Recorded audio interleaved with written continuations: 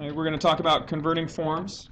And the converting forms is any rational or any radical form, so nth root of a to the power of m, can always be converted into a rational power. Okay? So what we're looking at doing is we're moving from a radical into a rational power. Okay? Rational power simply means we're going to have an exponent where the power is a fraction. And the way that that conversion takes place, and this is all, again, that you really need to do, is the conversion takes place by taking the base that's inside your radical. That becomes the base of your exponent. The power inside your radical stays the power of your exponent.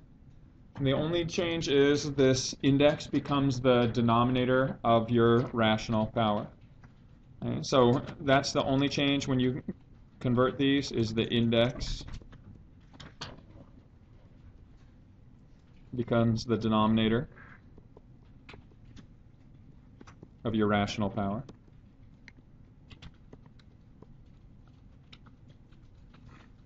Okay, so when you're looking at something like the cube root of 25, if you were asked to rewrite this in the rational power form, what you're going to do is you take your base. The base is the number inside your radical, so 25. And you're going to take that to the power of, what's its unwritten power in the original form? 1. So that's the numerator. That's your power. And then the index of 3 becomes the denominator of this fraction. So this would be your rational power form, 25 to the 1/3. And now I start with this example because there's another thing that you guys need to be able to pick up on for this class, and it's especially you're gonna see it more in the next section, the last section here. But anytime you see any perfect power, you need to be able to think of it in an exponential form with the smallest possible base, or at least alternative bases. So when you look at this number 25, what you should be able to see is it's not just 25 to the first, but what other exponent can you express as 25? Yeah, it's 5 squared. So you need to be able to see that because there will be times that you need to identify that that could also be expressed as 5 squared. And if that was the case, what's the other form that you could write your rational power? Base of 5, power of 2, index of 3. So these are equivalent values here. They're just different forms of expressing the same number. And like I said, in some of the things, when we get into rationalizing denominators, you need to be able to recognize lower numbers that are exponential forms with a different base. Okay. All right, so try this one and see if you can find the rational power form of it. Okay. I added a few things that I haven't talked about yet, but I want to see if you can come up with the solution. Okay, can you write this in its rational power form?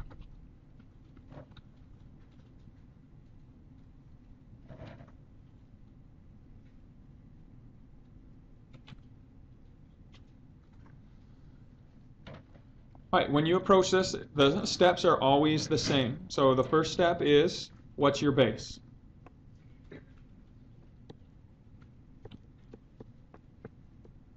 Okay, so what is your base in this number? Your base is x. So we're going to write our x. Okay, once you identify your base, you're then going to apply the power. Okay, what's your power here? So it's a 2, right? But it's a 2 that's in the denominator. So when we wrote our base, we wrote it in the numerator. So what property of exponents allows you to move a base into the denominator? Do you guys remember that?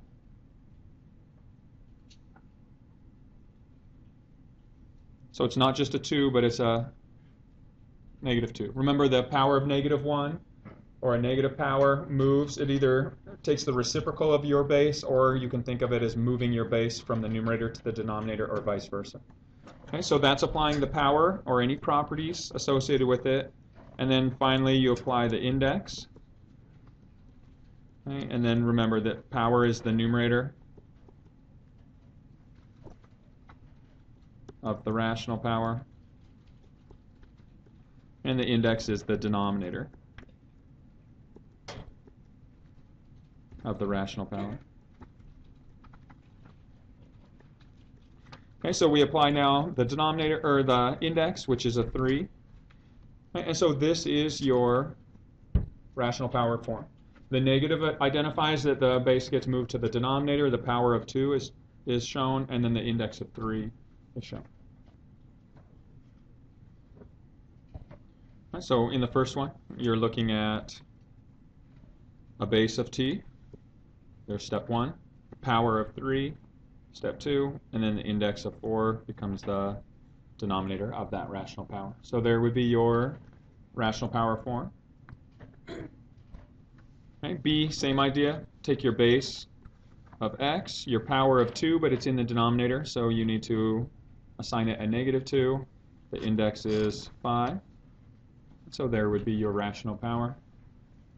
Okay, the next base, or the next problem, you have a base of x, a power of 6, an index of 2. Well, what do you need to do with this? 6/2 can be reduced to x cubed. And now, you have to also be able to recognize that in rational powers, a denominator represents your index. So anytime your denominator is an odd number, you don't need to worry about it. But if the denominator is an even number, what do you have to consider the possibility of in simplifying your radicals? Okay. What do we have to consider if the index is even? That the number might require what?